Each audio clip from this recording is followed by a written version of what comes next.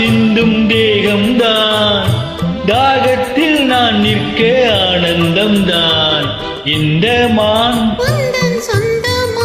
பக்கம் வந்துதான்